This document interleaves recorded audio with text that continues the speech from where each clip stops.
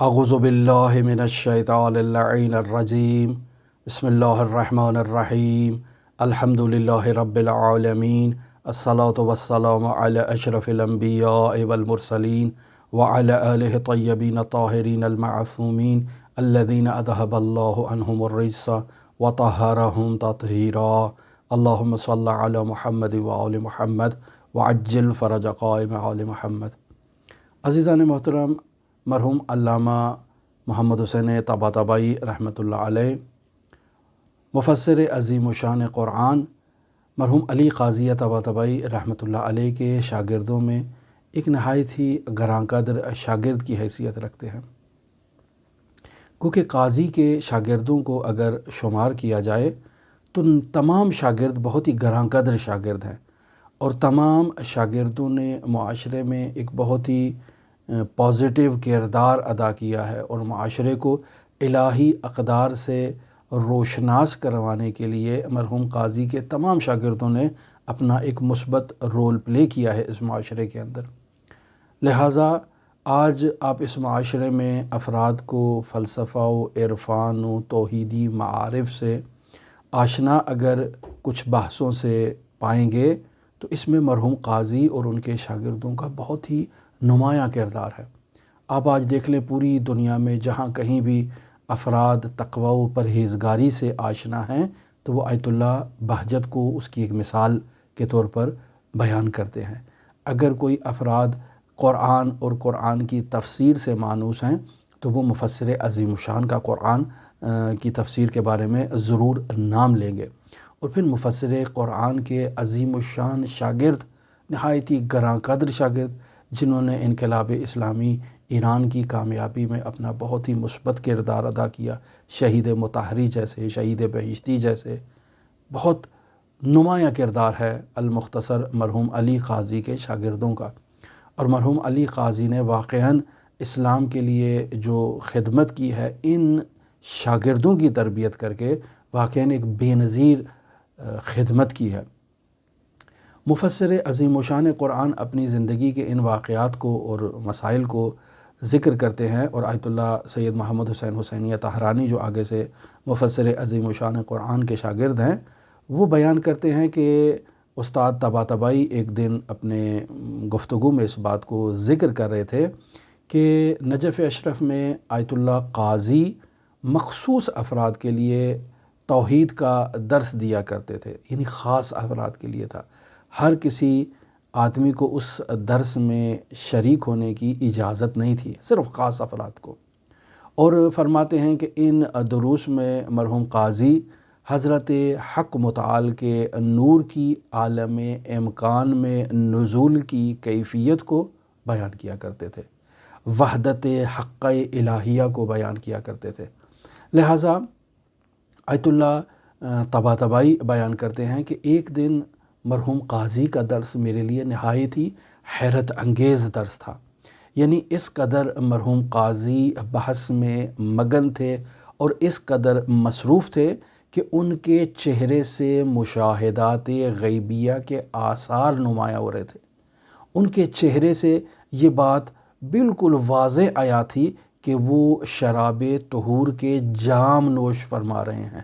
ایسے وہ بحث کے اندر مگن تھے مرحوم قاضی، اور اس قدر خداوند متعال کے اسماء، خداوند متعال کی صفات کے بارے میں وہ بحث کرنے میں مگن اور مصروف تھے کہ گویا اس عالم میں مرحوم قاضی خدا اور اس کی اسماء اور اس کے صفات کے علاوہ کسی اور چیز کو مشاہدہ نہیں کر رہے ہیں،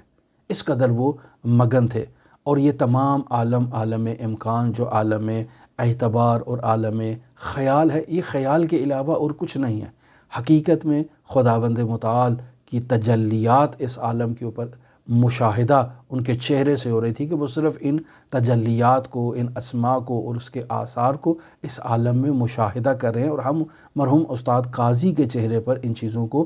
واضح طور پر مشاہدہ کر رہے تھے۔ حق متعال کے مظاہر توحید اور پھر نزول نور ذات حق متعال اس عالم امکان میں کیسے ہو رہا ہے، تمام آغاز درس سے لے کر آخر تک ان کے چہرے سے یہ توحیدی آثار بالکل واضح قابل مشاہدہ تھے، اور میرے لیے یہ ایک نہایت ہی تعجب آمیز بات تھی، آیت اللہ طباطبائی بیان کرتے ہیں۔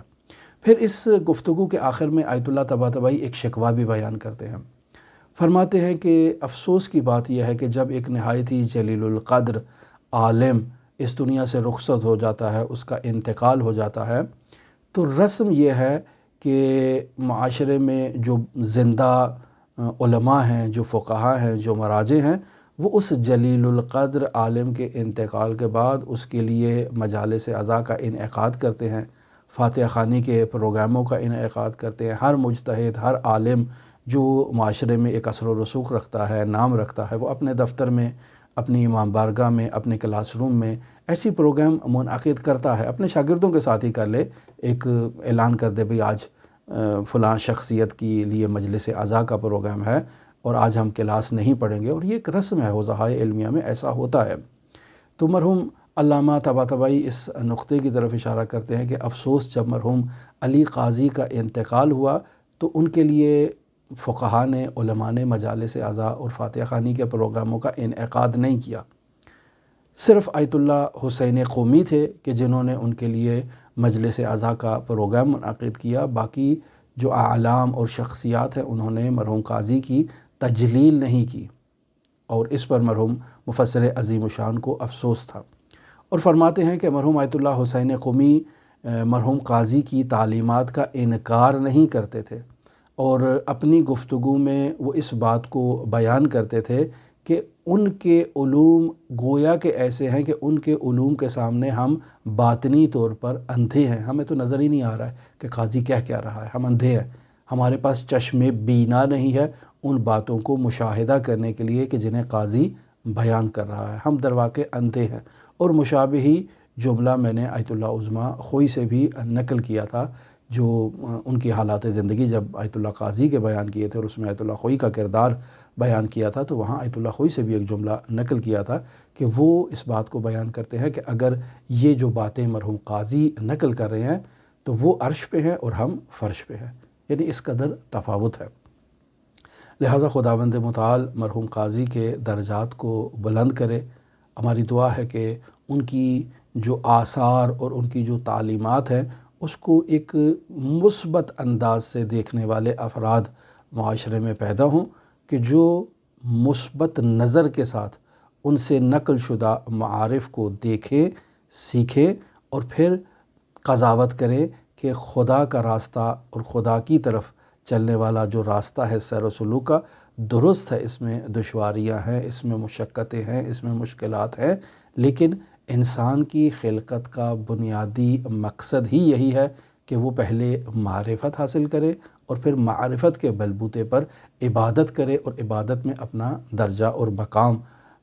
پیدا کرے، اور بلند ترین مقام جو ایک عبد حاصل کر سکتا ہے وہ بندگی کے بلند ترین درجات ہیں۔ لہٰذا عبد خالص ہونا یہ ایک بہت بڑی عنایت ہے، اور مرحوم آیت اللہ بہجت خود کو العبد کہتے تھے۔ خداوند متعال کے ان تمام عبادت گزاروں کی بلندی درجات کے لیے ہم دعاگو ہیں، اور آپ تمام عزیزان کے لیے بھی امام علی ابن موسیٰ الرضا علیہ الاف و تحیت و ثنا کی نورانی بارگاہ میں نائب و زیارہ بھی ہیں اور دعاگو بھی ہیں۔ اللہم صلی علی محمد و آل محمد وعجل فرج قائم آل محمد۔